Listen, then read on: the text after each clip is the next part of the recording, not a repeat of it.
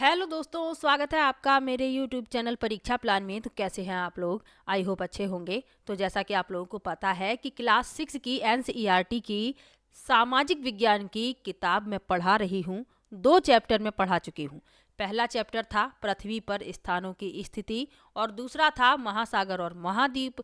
इनके बारे में मैं आपको पढ़ा चुकी हूँ। यदि आपने वीडियो नहीं देखे हैं तो देख लीजिए, क्योंकि ये किताबें पढ़ना आप सभी लोगों के लिए बहुत ही ज़्यादा ज़रूरी है। सीटेट की तैयारी कर रहे हैं, यदि आप रीट मेंस की तैयारी कर रहे हैं या फिर यूपी टेट की तैयारी कर रहे हैं और लेवल 2 में आपका एसएसटी विषय है, तो आपको एनसीईआरटी की किताबें पढ़नी पड़ेंगी। इसीलिए ये वीडियो मैं लेकर आई हूँ। तो चलिए वीडियो को शुरू करते हैं। वीडियो देखने के बाद यदि आपको अच्छा लगे, हेल्पफुल लगे, तो वीडियो को लाइक और शेयर कीजिएगा। और यदि आप चैनल पर नए हैं तो चैनल को सब्सक्राइब कर लीजिए। ये जो सीरीज मैंने शुरू की है एनसीईआरटी की, तो इसमें मैं क्लास 6, क्लास 7 और क्लास 8 की जो सामाजिक विज्ञान की किताब है उसे मैं कंप्लीट करवाऊंगी। तो आप लोग भी थोड़ा सा सपोर्ट कीजिएगा, वीडियो को ज़्यादा से ज़्यादा शेयर कीजिएगा। चलिए आज का लेसन शुरू करते हैं। तीसरा अध्याय है, आज तीसरा अध्याय पढ़ेंगे।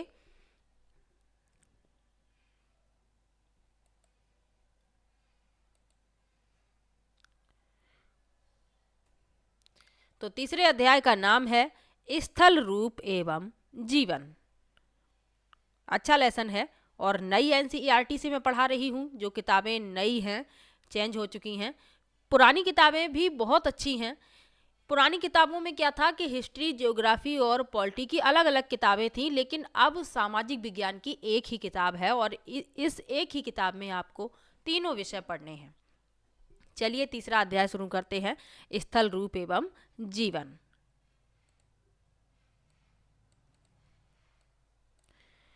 यहाँ एक कोटेशन लिखा होता है, प्रत्येक लेसन में लिखा हुआ है।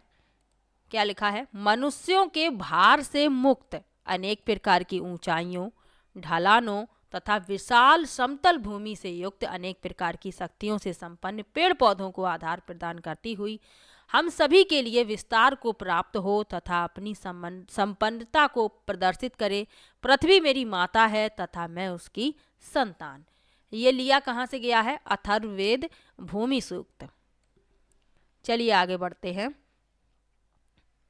यहाँ महत्वपूर्ण प्रश्न दिए जाते हैं। ये दृश्य आप देख सकते हैं, कितना अच्छा दृश्य यहाँ पर दिखाया गया है। प्राकृतिक दृश्य, कितना मनोरम दृश्य है, आप लोग देख सकते हैं। महत्वपूर्ण प्रश्न लिखे हुए हैं। स्थल रूपों के प्रमुख प्रकार कौन से हैं और जीवन तथा संस्कृति के लिए इनका क्या क्या महत्व है?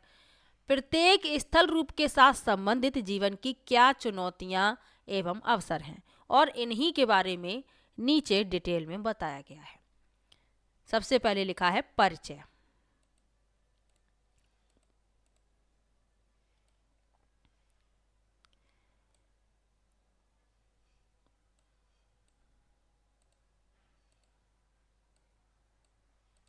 लिखा है अन्य स्तनधारी जीवों के समान मानव भी पृथ्वी पर निवास करता है। जैसे अन्य स्तनधारी पृथ्वी पर निवास करते हैं, उसी प्रकार मानव भी पृथ्वी पर निवास करता है, जैसा कि आपने देखा है। भूमि के अनेक रूप और विशेषताएं हैं। एक क्षेत्र से दूसरे क्षेत्र में इसका स्वरूप बहुत परिवर्तित हो जाता है। मान लीजिए आप झारखंड के छोटा नागपुर क्षेत्र से सड़क द्वारा यात्रा कर रहे हैं और उत्तर प्रदेश के प्रयागराज पहुंचते हैं और फिर उत्तराखंड में अल्मोड़ा तक जाते हैं। इस रास्ते में आप अलग अलग दृश्य भूमि यानी लैंडस्केप को देखेंगे। वास्तव में आपको 3 प्रकार के स्थल रूप दिखाई देंगे, जिनके बारे में हम आगे चलकर अन्वेषण करेंगे। तो बिल्कुल सही लिखा हुआ है। यदि आप अलग अलग क्षेत्रों की यात्रा करते हैं तो आपको अलग अलग प्रकार के दृश्य भूमि देखने को मिलेंगे, जिन्हें लैंडस्केप कहा जाता है। तो ये अलग अलग क्षेत्र में अलग अलग प्रकार के हैं। यहाँ कुछ उदाहरण लिखे हुए हैं। जैसे झारखंड के छोटा नागपुर से सड़क द्वारा यदि आप यात्रा कर रहे हैं और उत्तर प्रदेश के प्रयागराज पहुँचते हैं, फिर उत्तराखंड में अल्मोड़ा तक जाते हैं, तो रास्ते में आप अलग अलग दृश्य भूमि देखेंगे। इनके बारे में नीचे डिटेल में लिखा हुआ है। आगे लिखा है स्थल रूप पृथ्वी की सतह का एक भौतिक स्वरूप है। स्थल रूप लाखों वर्षों में आकार लेते हैं और पर्यावरण तथा जीवन के साथ इनका महत्वपूर्ण संबंध है। इन्हें व्यापक रूप से 3 श्रेणियों में बांटा जा सकता है। कौन कौन से? पर्वत, पठार और मैदान। यानी व्यापक रूप से इन्हें 3 श्रेणियों में बांटा गया है। पर्वत, पठार और मैदान, तीनों के नाम आपको याद रखने हैं। आगे लिखा है, इन स्थल रूपों में विभिन्न प्रकार की जलवायु और अलग अलग प्रकार के पेड़ पौधे तथा जीव जंतु पाए जाते हैं। मानव ने सभी स्थल रूपों के अनुसार स्वयं को ढाला है, किंतु विभिन्न प्रकार के स्थल रूपों पर रहने वाले लोगों की संख्या विश्व भर में भिन्न भिन्न होती है। तो क्या बताया जा रहा है कि इन स्थल रूपों में विभिन्न प्रकार की जलवायु और अलग अलग प्रकार के पेड़ पौधे और जीव जंतु पाए जाते हैं। यानी जो स्थल रूप हैं इनमें अलग अलग प्रकार की जलवायु है, अलग अलग प्रकार के पेड़ पौधे भी हैं और जीव जंतु भी हैं। लेकिन मानव ने क्या किया है, सभी स्थल रूपों के अनुसार स्वयं को ढाला है, यानी अनुकूल कर लिया है। किंतु विभिन्न प्रकार के स्थल रूपों पर रहने वाले लोगों की संख्या विश्व भर में भिन्न भिन्न होती है। तो इन सब के बारे में डिटेल में पढ़ने के लिए इसी लेसन में आपको मिलेगा। आप देखेंगे कि पहाड़ों पर भी लोग निवास करते हैं, मैदानी क्षेत्रों में भी रहते हैं। तो मानव ने अपने आप को अनुकूल कर लिया है इन स्थल रूपों के अनुसार। और ये जो स्थल रूप हैं इनकी जलवायु अलग अलग प्रकार की है और यहाँ पर जो पेड़ पौधे और जीव जंतु हैं वो भी विभिन्न प्रकार के पाए जाते हैं, अलग अलग प्रकार के पाए जाते हैं। यहाँ आप साइड में देखेंगे एक महत्वपूर्ण तथ्य लिखा हुआ है, लिखा है तुंगता। इसके बारे में पढ़ते चलते हैं। ये आपको नीचे इसके बारे में बताया गया है, यहाँ पर एक शॉर्ट फॉर्म में दे दिया जाता है। तुंगता क्या है? एल्टीट्यूड जिसे कहते हैं। तो समुद्र तल से किसी वस्तु या लक्ष्य की ऊंचाई, इसे कहा जाता है तुंगता या एल्टीट्यूड। उदाहरण क्या है? पर्वत की ऊंचाई, एक उड़ती हुई चिड़िया की ऊंचाई अथवा उड़ते हुए वायुयान की ऊंचाई और एक उपग्रह की ऊंचाई, यानी समुद्र तल से किसी वस्तु की ऊंचाई। तो इसे कहा जाता है तुंगता। ये आप याद रखिएगा। ये अलग से महत्वपूर्ण तथ्य दिए जाते हैं और इनसे संबंधित प्रश्न भी पूछ लिए जाते हैं। अब 3 प्रकार के स्थल रूप बताए गए मुख्य कौन कौन से? पर्वत, पठार और मैदान। तो सबसे पहले लिखा है पर्वत के बारे में। लिखा है पर्वत वे स्थल रूप हैं जो आसपास की भूमि से कुछ अधिक ऊंचे होते हैं। यानी जो पर्वत होते हैं ये अपने आसपास की भूमि से कुछ अधिक ऊंचे होते हैं, जो दूर से दिखाई भी देते हैं। आप देखेंगे कहीं आप जाते हैं तो आपको पर्वत दूर से दिख जाएगा, क्योंकि ये अपनी आसपास की भूमि से कुछ अधिक ऊंचे होते हैं। इन्हें चौड़े आधार, खड़ी ढलान और सक्रिय शिखर के रूप में पहचाना जा सकता है। कुछ पर्वत अपनी अधिक ऊंचाई के कारण हिम से ढके होते हैं। ग्रीष्म ऋतु में कम तुंगता पर हिम पिघल जाती है और जल में बदलने के बाद नदियों में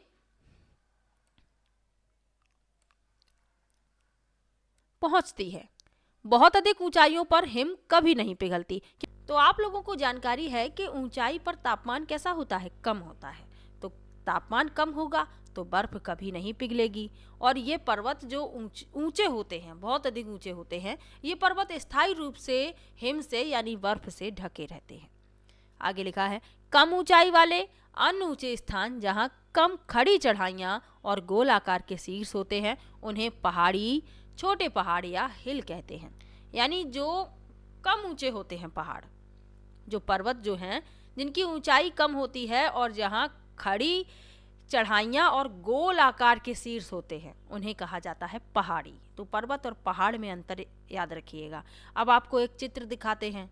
यहाँ पर आप देखेंगे ये जो ऊंचे पर्वत है इनका जो शीर्ष है ये सफ़ेद रंग से दिखाया गया है। ये क्यों सफ़ेद दिखाया गया है? ये बर्फ है और जब गर्मी होती है तो ये बर्फ पिघल जाती है और इनका जो पानी है आप देख सकते हैं नदियों में आ जाता है।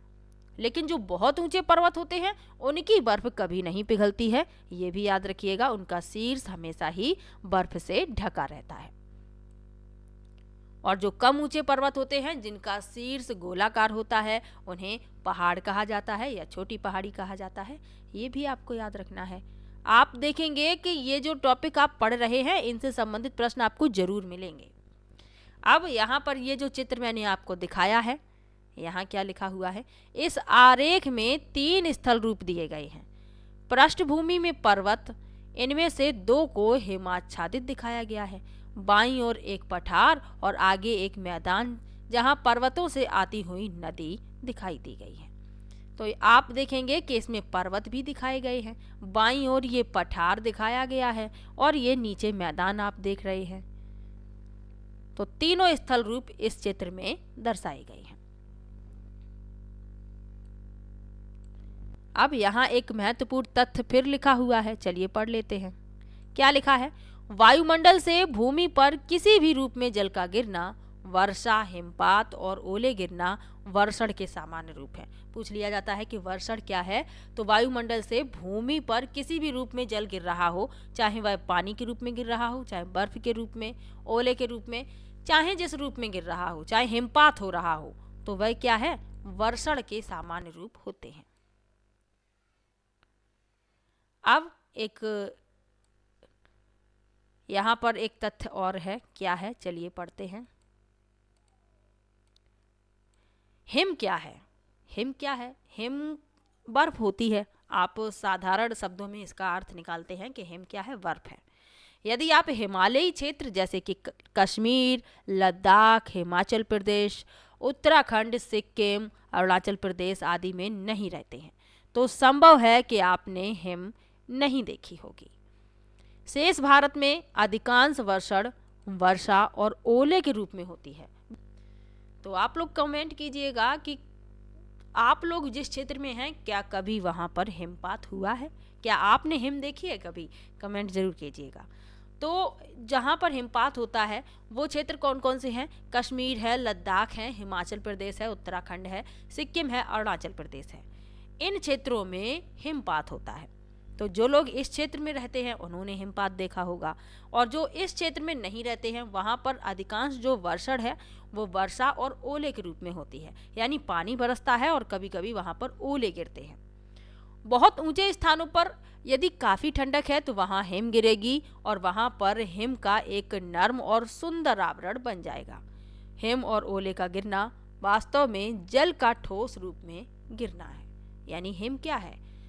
जल का ठोस रूप में गिरना, यही हिमपात होता है। अब आप यदि कभी शिमला जाएं, यानी हिमाचल प्रदेश की राजधानी शिमला, तो वहाँ पर आप देखेंगे जो ऊंचे ऊंचे पहाड़ हैं वो सफ़ेद दिखाई देंगे, वो बर्फ से ढके रहते हैं।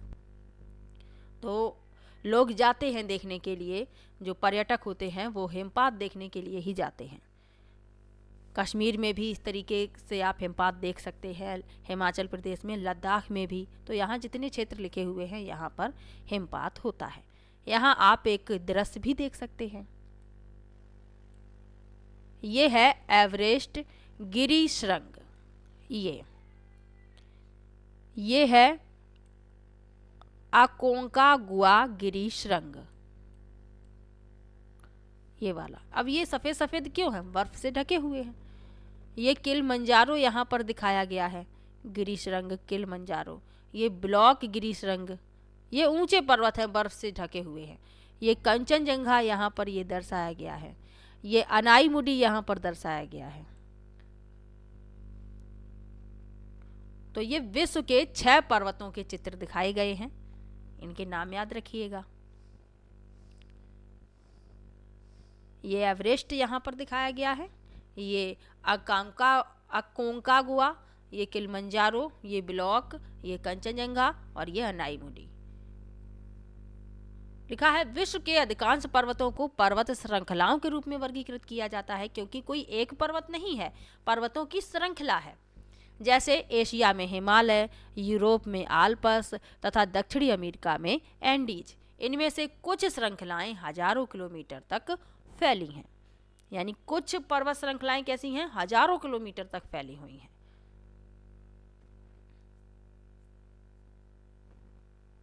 अब यहाँ पर एक चित्र दर्शाया गया है और ये विश्व के 6 पर्वतों की सापेक्ष ऊंचाई दर्शा रहा है।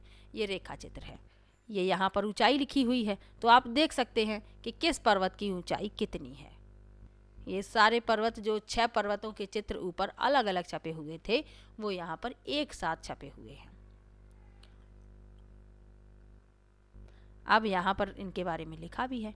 लिखा है चित्र में विश्व के 6 पर्वत दिखाए गए हैं। ऊपर वाले चित्र की बात हो रही है, इस चित्र की। इसमें 6 पर्वत अलग अलग दिखाए गए हैं और इसमें ऊंचाई दिखाने के लिए एक साथ छपे हुए हैं। चित्र 3.3 इन्हें ऊपर से नीचे तक उनकी सापेक्षिक ऊंचाइयों का दृश्य प्रभाव देने के लिए एक साथ प्रस्तुत करता है। एवरेस्ट गिरी सुरंग नेपाल तथा तिब्बत के बीच और कंचनजंगा भारत के सिक्किम राज्य और नेपाल के बीच हिमालय पर्वत श्रृंखला की 2 सबसे ऊंची चोटियां हैं। एंडीज पर्वत श्रृंखला विश्व की सबसे ऊंची चोटी अकोंकागुआ गिरी सुरंग है। पूर्वी अफ्रीका में किलिमंजारो गिरी सुरंग एक पृथक पर्वत है जो किसी श्रृंखला से संबंधित नहीं है। पश्चिमी यूरोप में ब्लॉक सिरिगरंग आल्प्स का सबसे ऊंचा पर्वत शिखर है। अनाईमुडी दक्षिण भारत का सबसे ऊंचा गिरी सुरंग है। तो यहाँ पर बताया गया है सबके बारे में अलग अलग कि जो एवरेस्ट गिरी सुरंग है, एवरेस्ट पर्वत श्रृंखला है, ये नेपाल और तिब्बत के बीच है और कंचनजंगा जो है ये भारत के सिक्किम राज्य और नेपाल के बीच है। तो एवरेस्ट गिरी सुरंग और कंचनजंगा ये हिमालय पर्वत श्रृंखला की 2 सबसे ऊंची चोटियां हैं, यानी शिखर हैं। और एंडीज पर्वत श्रृंखला की सबसे ऊंची चोटी कौन सी है? अकोंकागुआ। और पूर्वी अफ्रीका में जो किलिमंजारो है ये एक पृथक पर्वत है, एक अलग पर्वत है, ये किसी श्रृंखला से संबंधित नहीं है। ये आपको याद रखना है। कौन सा पर्वत? किलिमंजारो। और पश्चिमी यूरोप में जो ब्लॉक गिरी सुरंग है ये आल्प्स का सबसे ऊंचा पर्वत शिखर है। जो आल्प्स पर्वत श्रृंखला है उसका सबसे ऊंचा पर्वत शिखर है। और अनाईमुडी जो है ये दक्षिण भारत का सबसे ऊंचा गिरी सुरंग है। तो ये आपको याद रखना है। केरल में इसे अनाई शिखर भी कहते हैं, तो ये भी याद रखिए। अब यहाँ पर ये आप देख सकते हैं, ये नीचे जो दिखाया गया है ये अनाईमुडी दिखाया गया है। जिस तरीके से यहाँ पर चित्र छपे हुए हैं तो इसी क्रम में छाप दिए गए हैं। सबसे ऊपर ये एवरेस्ट छपा हुआ है, फिर अकोंकागुआ गिरी सुरंग, ऐसे ही यहाँ पर छापे गए हैं। सबकी ऊंचाई यहाँ पर दर्शाई गई है।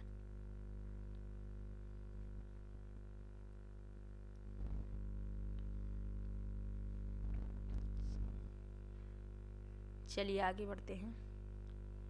आगे लिखा है हिमालय जैसे और ऊंचे नुकीली चोटियों वाले पर्वत अपेक्षाकृत नवीन हैं, जिनका अर्थ है कि पृथ्वी के इतिहास में ये हाल ही में निर्मित युवा पर्वत हैं। यानी जो हिमालय जैसे पर्वत हैं इनकी चोटियां कैसी हैं? नुकीली हैं। तो ये पृथ्वी के इतिहास में क्या बताया गया है कि ये हाल ही में निर्मित हैं, युवा पर्वत हैं। किंतु फिर भी इन्हें बने हुए लाखों वर्ष हो चुके हैं। हाल ही का मतलब ये नहीं है कि ये अभी 2-1 साल में बन गए हैं, नहीं, इन्हें बने हुए लाखों वर्ष हो चुके हैं। फिर भी ये युवा हैं क्योंकि इनसे पुराने भी पर्वत हैं। तो इनके बारे में आगे लिखा है कुछ छोटे और अधिक गोलाकार पर्वत और पहाड़ियां जैसे अरावली श्रृंखला काफी पुरानी है और अपर्दन के कारण ये गोल आकार की हो गई है। यानी इसके जो शिखर हैं ये नुकीले नहीं हैं, इनके जो शिखर हैं ये गोल हैं। क्यों हैं? अपर्दन के कारण। जैसा कि हिमालय के साथ हुआ, उन्नयन और अपर्दन आज भी चल रहा है। आप इन प्रक्रियाओं और उनके कारणों के बारे में विज्ञान में और अधिक पढ़ेंगे। यहाँ इतना ही कहा जा सकता है कि विश्व के कुछ पर्वतों जैसे हिमालय की ऊंचाई आज भी बढ़ रही है। यानी जो हिमालय पर्वत है इसकी ऊंचाई लगातार बढ़ रही है, आज भी बढ़ रही है। चलिए आगे पढ़ते हैं। लिखा है पर्वतीय प्रवेश। पर्वतीय प्रवेश के बारे में लिखा है, चलिए पढ़ते हैं। पर्वतों की ढलानों पर प्रायः एक प्रकार का वन होता है जिसे पर्वतीय वन कहते हैं। और यहाँ शंकुधारी वृक्ष जैसे कि पाइन यानी चीड़, फर, स्प्रूस, देवदार आदि सामान्य रूप से पाए जाते हैं। इन पेड़ों की ऊंचाई अधिक होती है। यानी पर्वतीय क्षेत्रों में जो पेड़ उगते हैं इनका जो शीर्ष होता है ये शंकु के आकार का होता है। इनके उदाहरण आपको याद रखने हैं, पाइन यानी चीड़, फर, स्प्रूस, देवदार। और ये अधिक ऊंचे भी होते हैं, ये शंकु के आकार के होते हैं, ये आपको याद रखना है। इनकी पत्तियां कैसी होती हैं? नोकदार। अधिक ऊंचाई पर पेड़ों की जगह घास, मॉस यानी काई और लाइकेन उग जाते हैं। अब मॉस और लाइकेन के बारे में अलग से यहाँ पर बताया गया है, चलिए पढ़ लेते हैं। ये साइड में इसीलिए लिखा होता है, जो बीच बीच में शब्द प्रयोग हुए हैं उनके बारे में यहाँ पर थोड़ा सा डिटेल में लिख दिया जाता है। लिखा है पर्वतीय वन, तो पर्वतीय क्षेत्रों में उगने वाले वनों का एक प्रकार वो होता है पर्वतीय वन। मॉस क्या है? फूलों और वास्तविक जड़ों से रहित, यानी कि ना तो इसमें फूल होते हैं ना इसमें वास्तविक जड़ें होती हैं। छोटा सा एक पौधा या वनस्पति होती है जो मखमली आवरण की तरह फैलता है। और लाइकेन क्या है? ये पौधे के समान जीव जो सामान्यतः चट्टानों, दीवारों और पेड़ों से चिपके हुए होते हैं। तो ये इनके बारे में याद रखिएगा। चलिए आगे बढ़ते हैं। अब यहाँ पर एक महत्वपूर्ण तथ्य लिखा हुआ है, चलिए पढ़ लेते हैं। कम से कम 1500 वर्ष पूर्व प्राचीन भारत के महान कवि कालिदास के काव्य से यहाँ 2 श्लोक दिए गए हैं। उनका काव्य ग्रंथ कुमार संभव हिमालय की स्तुति से प्रारंभ होता है। यहाँ उन संस्कृत श्लोकों का सरल हिंदी अनुवाद दिया गया है, यानी कालिदास जी का काव्य ग्रंथ है कुमार संभव। ये हिमालय की स्तुति से प्रारंभ होता है और यहाँ पर उनके 2 श्लोक हैं, उनका हिंदी अनुवाद लिखा हुआ है। चलिए पढ़ लेते हैं। पहला ये लिखा हुआ है, भारत के उत्तरी भाग में देवता सदृश पूजनीय हिमालय नाम का पर्वतों का राजा है, जो पश्चिमी से लेकर पूर्वी समुद्र तक फैला है। देखकर ऐसा लगता है मानो वह पृथ्वी को नापने का मापदंड है। एक और श्लोक लिखा हुआ है, गंगा के झरनों की फुहारों से युक्त देवदार के वृक्षों को हिलाने और मोर पंखों को फरफराने वाली शीतल, मंद और सुगंधित वायु से पर्वतवासी जो मृगों की खोज में हिमालय में घूमते रहते हैं, अपनी थकान मिटाते हैं। तो हिंदी अनुवाद लिखा हुआ है श्लोकों का। चलिए आगे बढ़ते हैं। यहाँ पर कुछ चित्र दिए गए हैं, थोड़ा सा छोटा करते हैं, आपको दिखाई देंगे। पेरिग्रिन फाल्कन, हिमालयी तहर पशु पक्षी यहाँ पर दर्शाए गए हैं। ये पहाड़ी खरगोश है, ये गोल्डन ईगल है, ये कैनेडियन लिंक्स, ये याक, ये आइबेक्स, ग्रे फॉक्स, तेंदुआ और भालू, ये पहाड़ी जीव जंतु यहाँ पर दर्शाए गए हैं। आगे लिखा है, पर्वतों में घने वन, बहती नदियां, झीलें, घास के मैदान, कंदराएं अनेक प्रकार के जीवों को आश्रय देते हैं, जैसे कि गोल्डन ईगल यानी कि सुनहरा गरुड़, पेरेग्रिन फाल्कन यानी घुमंतू बाज, कैनेडियन लिंक्स, हिम तेंदुआ, आइबेक्स यानी जंगली भेड़, हिमालयन तहर, पर्वतीय खरगोश, याक, ग्रे फॉक्स, भालू और बहुत से अन्य प्राणी। तो यहाँ पर कुछ छपे हुए हैं मुख्य, लेकिन बहुत से प्राणी इन पर्वतीय क्षेत्रों में निवास करते हैं। महत्वपूर्ण तथ्य लिखा हुआ है, हिमालय से निकलने वाली भारतीय नदियों में से गंगा विशालतम है। अंग्रेजी भाषा में इसे गैंजेज भी कहते हैं। लगभग 2500 किलोमीटर लंबी इस नदी की बहुत सी सहायक नदियां हैं। उसमें आकर मिलने वाली जो नदियां होती हैं उन्हें कहा जाता है सहायक नदियां। उनमें से कुछ जैसे कि यमुना और घाघरा भी हिमालय से निकलती हैं। अन्य नदियां जैसे कि सोन गंगा के मैदान के दक्षिण में पड़ने वाले विंध्याचल की श्रृंखलाओं से निकलती हैं। तो ये भी आपको याद रखना है, गंगा नदी जो है ये भारतीय नदियों में सबसे विशालतम है। ये भी आपको याद रखना है। इसकी लंबाई लगभग 2500 किलोमीटर है। ये दृश्य देखिएगा, कितना अच्छा दृश्य यहाँ पर है। उत्तर भारत में सीढ़ीदार खेती की जाती है, सीढ़ीदार कृषि की जाती है, वेदिकाएं बनाई जाती हैं। तो यही दृश्य यहाँ पर छपा हुआ है। उत्तर भारत में इस प्रकार की खेती की जाती है। अब पर्वतीय जीवन के बारे में लिखा हुआ है, चलिए पढ़ लेते हैं। पर्वतीय जीवन के बारे में लिखा है, पर्वतीय भूभाग सामान्य रूप से खड़े ढलानों के साथ ऊबड़ खाबड़ या ऊंचे नीचे होते हैं, इसलिए कुछ ही घाटियों में नियमित रूप से कृषि की जा सकती है। यानी जो पर्वतीय भूभाग हैं ये कैसे हैं? खड़े ढलानों के साथ हैं, ऊबड़ खाबड़ भी है, ऊंचे नीचे हैं। यदि आप पर्वतीय भागों में गए होंगे तो आपको जरूर पता होगा कि किस तरीके से वहां पर खड़े ढलान भी हैं, ऊंची नीची ऊबड़ खाबड़ रास्ते होते हैं।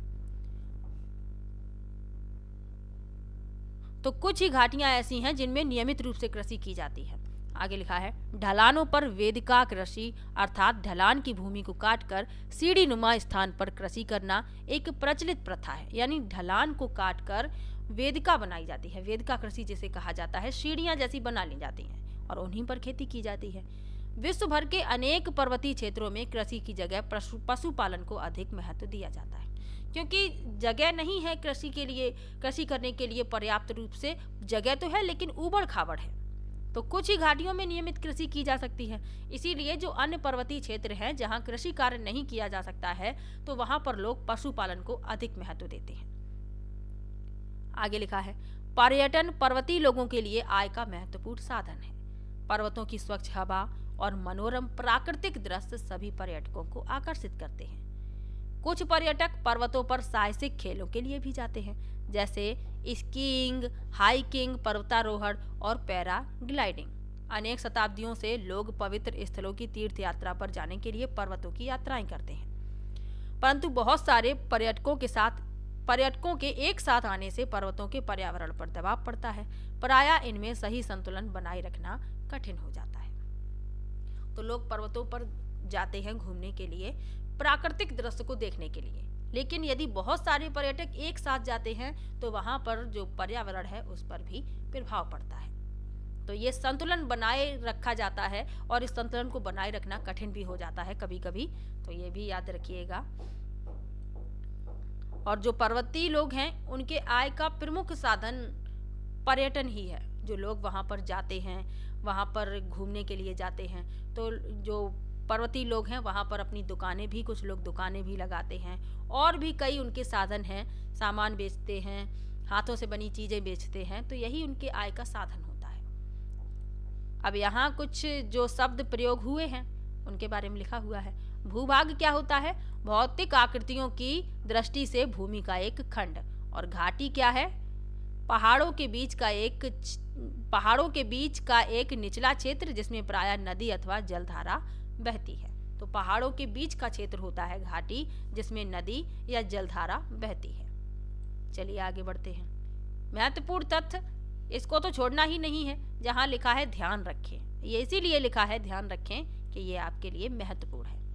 क्या लिखा है? बचेंद्री पाल ने बहुत कम आयु में ही पर्वतारोहण प्रारंभ कर दिया था। उन्होंने अनेक महिलाओं द्वारा किए जाने वाले पर्वतारोहण अभियानों का नेतृत्व किया। बचेंद्री पाल 1984 में एवरेस्ट गिरी सुरंग पर चढ़ने वाली प्रथम भारतीय महिला थीं। इसके लिए उन्हें पद्मश्री एवं पद्म भूषण से सम्मानित किया गया। पद्मश्री कब मिला? 1984 में, पद्म भूषण 2019 में। तो आपको क्या याद रखना है?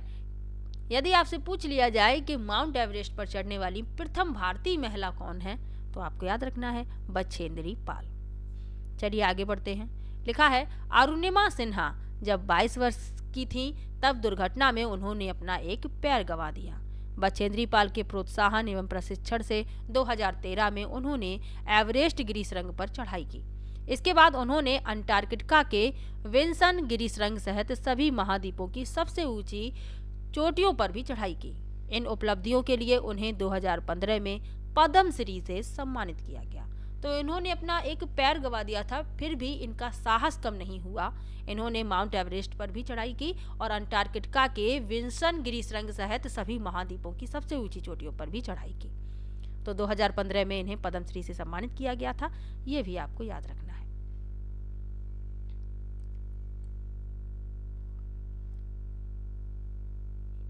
यहाँ कुछ प्राकृतिक घटनाओं के बारे में लिखा हुआ है। जो प्राकृतिक आपदाएं होती हैं, जैसे कि भूस्खलन हो जाता है, आकस्मिक बाढ़ आ जाती है, पर्यटकों का अनियंत्रित रूप से आ जाना, और हिमस्खलन, भारी हिमपात, बादल फटना, ठंडा मौसम, इन सब के बारे में नीचे लिखा हुआ है।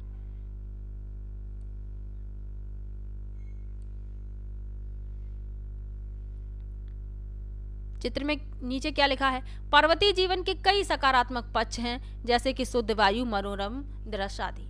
इसमें प्राकृतिक और मानव निर्मित दोनों तरह की कठिन चुनौतियां भी सम्मिलित हैं, जिनमें से कुछ को चित्रों में दर्शाया गया है। तो ये प्राकृतिक आपदाएं हैं, आ जाती हैं। अब यहाँ पर आप देखेंगे, यहाँ कुछ लिखा भी है, चलिए इसको पढ़ते हैं। लिखा है, पर्वतीय जीवन के कई सकारात्मक पक्ष हैं, जैसे कि शुद्ध वायु, मनोरम दृश्य। इनमें प्राकृतिक और मानव निर्मित दोनों तरह की कठिन चुनौतियां भी सम्मिलित हैं। इनमें से कुछ को चित्रों में दर्शाया गया है। तो ये प्राकृतिक आपदाएं दर्शाई गई हैं, जिनसे लोगों को नुकसान होता है। इनके बारे में यहाँ पर लिखा भी है। भूस्खलन क्या है, इसके ऊपर आकस्मिक बाढ़ लिखा है। सबसे पहले आकस्मिक बाढ़ क्या है, स्थान विशेष में अकस्मात बाढ़ आना। बहुधा ऐसा बादल फटने से होता है, यानी बादल फट जाता है तो बहुत बड़ी मात्रा में पानी आ जाता है, आगे चलकर बाढ़ का रूप ले लेता है। भूस्खलन क्या है, पर्वतीय भूखंड के एक बड़े भाग या एक चट्टान का अकस्मात टूटकर गिरना। यानी कोई बड़ा पर्वत है, उसका एक कोई भाग टूट जाता है या कोई चट्टान टूट जाती है, तो इसे भूस्खलन कहा जाता है।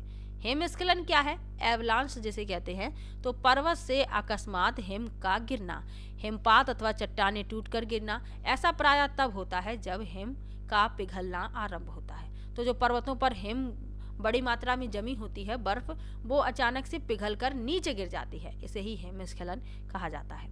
और बादल फटना क्या है, अचानक प्रचंड तूफान सहित वर्षा होना। तो बहुत तेज जब तूफान आता है, प्रचंड तूफान, तो क्या होता है, हवाएं चलती हैं, बादल फट जाते हैं। चलिए आगे क्या लिखा हुआ है, महत्वपूर्ण तथ्य है, ध्यान रखें। क्या ध्यान रखना है, विश्व भर के अनेक पारंपरिक समुदाय पर्वतों को पवित्र स्थल मानते हैं और उनकी पूजा करते हैं।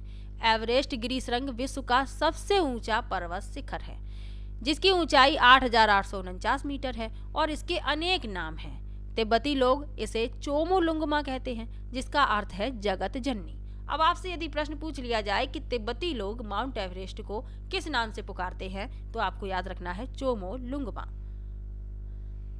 जिसका अर्थ क्या है, जगत जननी, और पर्वत की उसी रूप में पूजा करते हैं।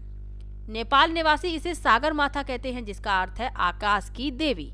इसी प्रकार तिब्बत में कैलाश पर्वत, जिसे हिंदू दर्शन, बौद्ध मत, जैन मत और बौन यानी तिब्बत का एक प्राचीन धर्म के अनुयायी पवित्र मानते हैं। पर्वत शिखरों के लिए इतनी श्रद्धा भावना भारत के साथ साथ विश्व के अन्य भागों में भी देखी जाती है। यानी जो पर्वत हैं उन्हें पवित्र स्थल माना जाता है, लोग उसकी पूजा करते हैं। तो इनके नाम याद रखने हैं। तिब्बत में माउंट एवरेस्ट को चोमोलुंगमा कहा जाता है, नेपाल में इसे सागर माथा कहा जाता है।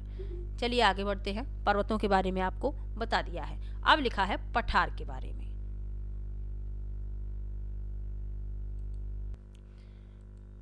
तो चलिए पठार के बारे में पढ़ लेते हैं। पर्वत के बारे में आपको बता ही दिया है।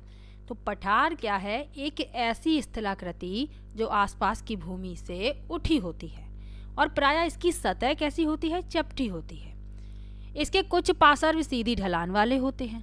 पर्वतों के समान कुछ पठार पृथ्वी के इतिहास के संदर्भ में नवीन और प्राचीन हो सकते हैं। जिस तरीके से पर्वत नवीन और प्राचीन है, उसी तरीके से पठार भी नवीन और प्राचीन हो सकते हैं। पठारों के दो उदाहरण हैं, तिब्बत का पठार जो विश्व का सबसे बड़ा और ऊंचा पठार है, और दूसरा दक्षिणी पठार। पठारों की ऊंचाई कुछ 100 मीटर से लेकर कई हजार मीटर तक हो सकती है। महत्वपूर्ण तथ्य लिखा हुआ है। तिब्बत के पठार की औसत ऊंचाई 4,500 मीटर है, जिसके कारण इसे विश्व की छत का नाम दिया गया है। तो इसे भी विश्व की छत कहा जाता है। पामीर के पठार को भी विश्व की छत कहा जाता है। यदि ये प्रश्न पूछा जाता है तो आपको ऑप्शन में पामीर का पठार ही मिलेगा। अभी तक जो प्रश्न पूछे गए हैं उनमें ऑप्शन में पामीर का पठार ही दिया गया है। चलिए आगे बढ़ते हैं। पूर्व से पश्चिम दिशा तक यह लगभग 2,500 किलोमीटर लंबा है, अर्थात चंडीगढ़ से कन्याकुमारी तक की दूरी जितना। यानी जितनी चंडीगढ़ से कन्याकुमारी तक की दूरी है, उतनी ही तिब्बत के पठार की लंबाई बताई गई है पूर्व से पश्चिम तक, यानी 2,500 किलोमीटर। चलिए आगे बढ़ते हैं। मध्य और दक्षिण भारत के दक्कन का पठार विश्व के सबसे पुराने पठारों में से एक है, जो कई लाख वर्ष पहले ज्वालामुखी की सक्रियता के कारण बना था। चलिए आगे बढ़ते हैं।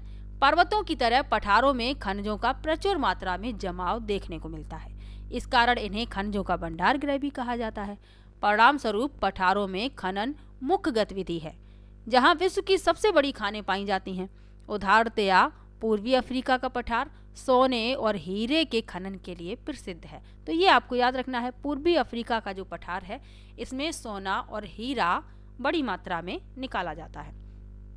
भारत में छोटा नागपुर के पठार में लौह, कोयला और मैग्नीज के प्रचुर भंडार हैं। तो ये सब आपको याद रखना है। चलिए आगे बढ़ते हैं। विश्व भर में पठारों का पर्यावरण बहुत विविधतापूर्ण है। कई पठारों में चट्टानी मिट्टी पाई जाती है, उन्हें मैदानी मिट्टी की तुलना में कम उपजाऊ बनाती है। यानी जो पठार हैं उनमें जो मिट्टी है चट्टानी मिट्टी है, तो ये यदि तुलना की जाती है मैदानी मिट्टी से चट्टानी मिट्टी की, तो जो चट्टानी मिट्टी है वह कम उपजाऊ होती है। इसलिए पठार कृषि के लिए कम अनुकूल है। लेकिन ज्वालामुखी क्रियाओं से निर्मित लावा पठार उपजाऊ होते हैं। यानी जो ज्वालामुखी की क्रियाओं से निर्मित होते हैं, जिन्हें लावा पठार कहा जाता है, ये उपजाऊ होते हैं क्योंकि उनमें समृद्ध काली मिट्टी पाई जाती है और काली मिट्टी उपजाऊ होती है। आगे बढ़ते हैं। पठारों में अनेक आकर्षक जलप्रपात भी होते हैं। दक्षिण अफ्रीका में स्थित जम्बेजी नदी पर विक्टोरिया जलप्रपात, छोटा नागपुर पठार में सुवर्ण रेखा नदी पर हुंडरू जलप्रपात और पश्चिमी घाट में शरावती नदी पर जोग जलप्रपात ऐसे ही कुछ जलप्रपात हैं। चेरापूंजी के पठार में नहकालिकाई जलप्रपात 340 मीटर की ऊंचाई से गिरता है। तो पठारों में कई जलप्रपात हैं, यहाँ पर कुछ के नाम दिए गए हैं और ये एक चित्र भी दर्शाया गया है। ये चेरापूंजी का पठार है। चेरापूंजी पठार से गिरता नहकालिकाई जलप्रपात। ये चेरापूंजी पठार में जो जलप्रपात गिरता है वो यहाँ पर दर्शाया गया है। इसका नाम याद रखिएगा, नहकालिकाई। चलिए आगे बढ़ते हैं। अब मैदानों के बारे में लिखा है। जो 3 प्रकार की स्थलाकृतियां बताई गई हैं, पर्वत, पठार और मैदान, जिनमें पर्वत और पठार के बारे में आपने जान लिया है। अब पढ़ेंगे मैदान के बारे में। लिखा है, मैदान ऐसी स्थलाकृति है जिसका विस्तृत, सपाट तथा हल्का तरंगित धरातल होता है। उसमें कोई ऊंची पहाड़ियां अथवा गहरी घाटियां नहीं पाई जाती। सामान्यतः मैदान की ऊंचाई समुद्र तल से 300 मीटर से अधिक नहीं होती। पर्वत श्रृंखलाओं से निकलने वाली नदियों की बाढ़ से निर्मित ये समतल भूमि है। यहाँ नदियाँ रेत, चट्टानों के कण और गाद को एकत्र करती हैं, जिन्हें तलछट कहा जाता है। नदियाँ इन तलछटों को अपने साथ बहाकर समतल भूमि में लाकर जमा कर देती हैं। यानी जो नदियाँ हैं ये रेत है, चट्टानों के कण हैं, गाद है, इसको बहा कर ले आती हैं, जिन्हें तलछट कहा जाता है। तो ये तलछट को अपने साथ बहा कर ले आती हैं और जो समतल भूमि होती है वहाँ पर जमा कर देती हैं। और ये जो तलछट है ये मिट्टी को उपजाऊ बनाती है। परिणाम स्वरूप ये मैदान सभी प्रकार की फसलों को उपजाऊ बनाने के लिए उपयुक्त होते हैं। इस प्रकार के भूभागों में लोगों का मुख्य आर्थिक व्यवसाय कृषि होता है। मैदान विविध प्रकार की वनस्पतियों और जीव जंतुओं का भी भरण पोषण करते हैं। तो ये भी आपको याद रखना है। यहाँ पर एक महत्वपूर्ण तथ्य दिया गया है, समुद्र तल। समुद्र तल क्या है? समुद्र की सतह का औसत स्तर, इसे माध्य समुद्र तल भी कहते हैं। चलिए आगे बढ़ते हैं। ये एक मानचित्र दिया गया है। यह विश्व मानचित्र कुछ पर्वत श्रृंखलाओं, पठारों और मैदानों को दर्शा रहा है। यहाँ पर आप देखेंगे ये रॉकीज, अमेजन, नील नदी है, ये अमेजन नदी, और एंडीज पर्वत श्रृंखला, रॉकीज पर्वत श्रृंखला। ये कुछ पर्वत भी दर्शाए गए हैं, मैदान भी दर्शाए गए हैं, पठार भी दर्शाए गए हैं।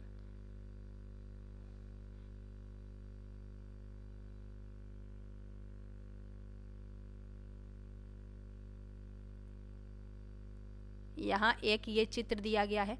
ये गंगा के मैदान का उपग्रह से लिया गया चित्र है। ये गंगा का मैदान है और ये उपग्रह से चित्र लिया गया है। थोड़ा सा छोटा करते हैं, आप लोगों को दिखाई देगा पूरा चित्र।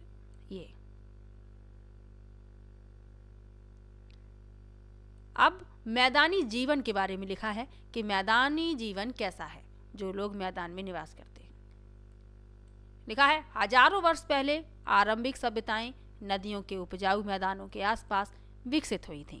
हमारे समय में भी विश्व की अधिकांश जनसंख्या मैदानों में रहती है। तो विश्व की जो अधिक से अधिक जनसंख्या है वह मैदानों में ही निवास करती है। चलिए आगे बढ़ते हैं। भारत की कुल जनसंख्या की 1/4 से अधिक अर्थात लगभग 40 करोड़ की जनसंख्या भारत के गंगा के मैदान में रहती है। यानी जितनी जनसंख्या भारत की है उस जनसंख्या की 1/4 संख्या से भी अधिक जनसंख्या यानी लगभग 40 करोड़ जनसंख्या भारत के गंगा के मैदान में रहती है। विश्व के बहुत से अन्य मैदानों के समान इन क्षेत्रों में रहने वाले लोगों का मुख्य व्यवसाय मत्स्य पालन और कृषि है। यहाँ चावल, गेहूँ, मक्का, जौ और मोटे अनाज में क्या क्या उगाया जाता है? ज्वार, बाजरा, रागी जैसी खाद्य फसलें उगाई जाती हैं। साथ ही कपास, जूट और सन जैसी रेशेदार फसलें भी उगाई जाती हैं। परंपरागत कृषि मुख्यतः वर्षा पर निर्भर होती है, अर्थात वर्षा जल से फसलों को जल मिलता है। किंतु हाल के दशकों में नहरों के जाल द्वारा भूमि और जल को पंप से निकालकर खेतों की सिंचाई करने में वृद्धि हुई है। यानी कि जो परंपरागत कृषि है वो आप देखेंगे ये वर्षा पर ही निर्भर है, यानी जो फसलें हैं उनको जल वर्षा से ही प्राप्त होता है। लेकिन अभी जो आप देखेंगे आधुनिक युग है, इसमें क्या है, नहरें बन गई हैं और जो भूमिगत जल है उसे पंप से निकालकर खेतों की सिंचाई की जाती है। क्योंकि वर्षा कभी कभी क्या होता है, वर्षा की ज़रूरत होती है लेकिन वर्षा नहीं हो पाती और फसलों को जल की ज़रूरत होती है। तो इसी तरीके से नहरों द्वारा और जो भूमिगत जल है उसे पंप से निकालकर खेतों में सिंचाई की जाती है। आगे लिखा है यद्यपि सिंचाई से कृषि उत्पादन में वृद्धि होती है किंतु इससे भूमिगत जल स्तर में गिरावट आई। इससे इस क्षेत्र में कृषि के भविष्य को लेकर चुनौतीपूर्ण स्थिति भी उत्पन्न हो गई है। यानी जो भूमिगत जल स्तर है उसमें गिरावट आ रही है। सिंचाई से कृषि में तो वृद्धि हो रही है कृषि उत्पादन में, लेकिन जो भूमिगत जल है उसका जल स्तर जो है वह गिरता जा रहा है। तो भविष्य के लिए संकट है, यही लिखा हुआ है कि इस क्षेत्र में कृषि के भविष्य को लेकर चुनौतीपूर्ण स्थिति भी उत्पन्न हो गई है। गंगा के मैदानी भागों को प्रभावित करने वाली कुछ अन्य समस्याएं भी हैं, जैसे बढ़ती हुई जनसंख्या और प्रदूषण। आगे लिखा है चाहे पर्वत हो या मैदान, विश्व में बहने वाली नदियां बहुत से सांस्कृतिक मूल्यों का वहन करती हैं। विशेष रूप से बहुत से समुदाय नदी के स्रोत और 1-2 नदियों के संगम स्थल को पवित्र स्थल मानते हैं।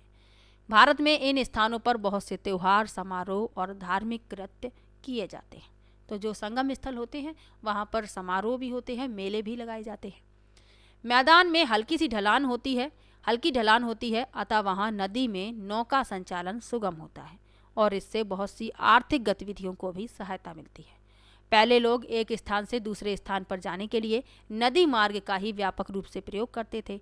आज भी गंगा के किनारे ऐसे स्थान हैं जहां लोग आने जाने के लिए नौकाओं का प्रयोग करते हैं। अब संगम स्थल क्या है? 2 या 2 से अधिक नदियों के मिलने का स्थान।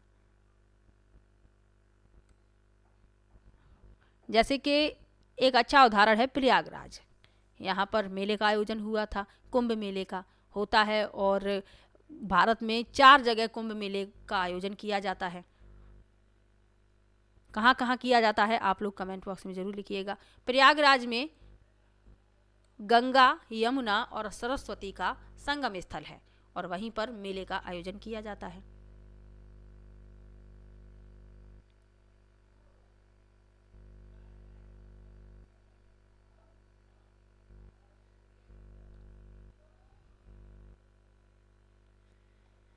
चलिए आगे बढ़ते हैं। प्रयागराज में त्रिवेणी संगम है, ये याद रखिएगा। और किस किस जगह कुंभ मेले का आयोजन होता है कमेंट बॉक्स में ज़रूर बताइएगा।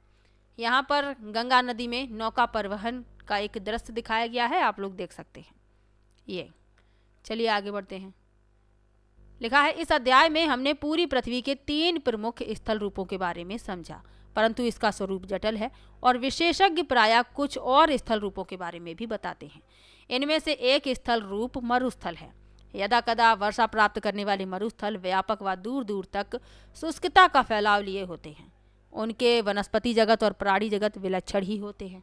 कुछ मरुस्थल गर्म होते हैं, जैसे कि अफ्रीका का सहारा मरुस्थल अथवा भारतीय उपमहाद्वीप के उत्तर पश्चिम में स्थित थार मरुस्थल।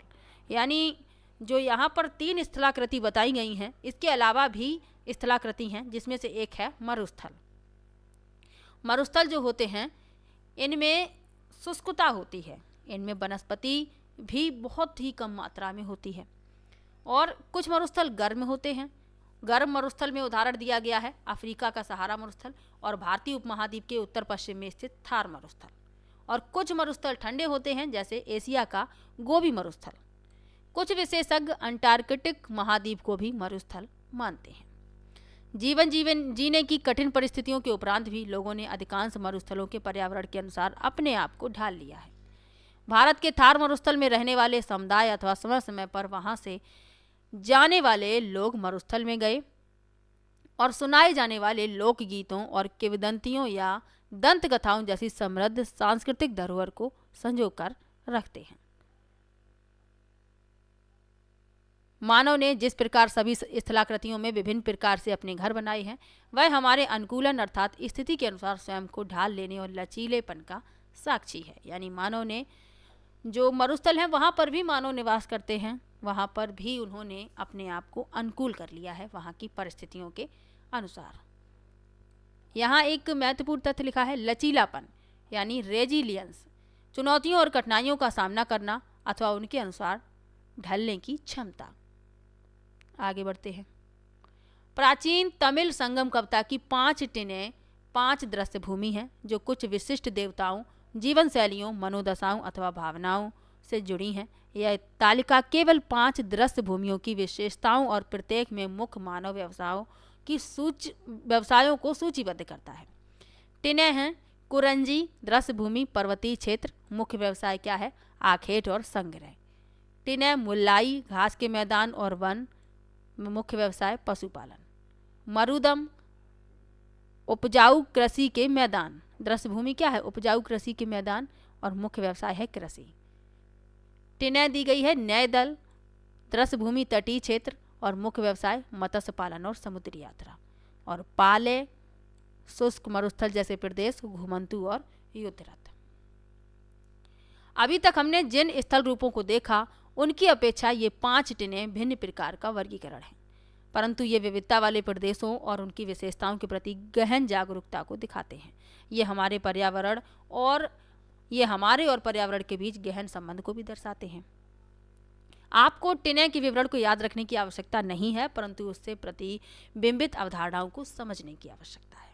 लेसन होता है यहीं पर समाप्त। यहाँ पर थोड़ा सा सार दिया गया है। आगे बढ़ने से पहले स्थल रूप 3 प्रकार के होते हैं, पर्वत, पठार और मैदान। तीनों के बारे में आपको डिटेल में बता दिया है। उनकी भौतिक विशेषताओं और पर्यावरण बहुत अलग अलग प्रकार के होते हैं। ऐतिहासिक समय से लोगों द्वारा किए जाने वाले क्रियाकलाप उस स्थल स्वरूप से संबंधित होते हैं जिसमें वे निवास करते हैं। ये स्थल स्वरूप विश्व की संस्कृति के अभिन्न भाग हैं। विशेष रूप से भारतीय संस्कृति विविध प्रकार से उन्हें मानती है और प्रत्येक स्थल रूप विभिन्न प्रकार की चुनौतियों के साथ अवसरों को भी प्रस्तुत करता है। यहीं पर आपका 3रा अध्याय समाप्त होता है। इसमें आपने स्थल रूपों के बारे में जाना है, पर्वत, पठार और मैदान के बारे में जाना है, वहाँ के जीवन के बारे में जाना है, कैसे लोग वहाँ पर निवास करते हैं, कृषि किस प्रकार से की जाती है, इन सब के बारे में आपने जाना है। वीडियो कैसा लगा कमेंट में ज़रूर बताइएगा। इम्पॉर्टेंट लेसन है, आपको 1-2 प्रश्न इससे ज़रूर मिलेंगे, चाहे सीटेट की बात करें, चाहे रीट मेंस की बात करें, चाहे यूपीटेट की बात करें। तो आप लोग ध्यान से इसे समझते चलिए। वीडियो कैसा लगा कमेंट में ज़रूर बताइएगा। कहीं पर भी आपको डाउट हुआ करे आप ज़रूर कमेंट कर दिया कीजिए, ताकि मैं नेक्स्ट वीडियो जब लेकर आऊँ तो उस डाउट को क्लियर कर सकूँ। तो चलिए मिलते हैं नेक्स्ट वीडियो में, तब तक के लिए बाय बाय।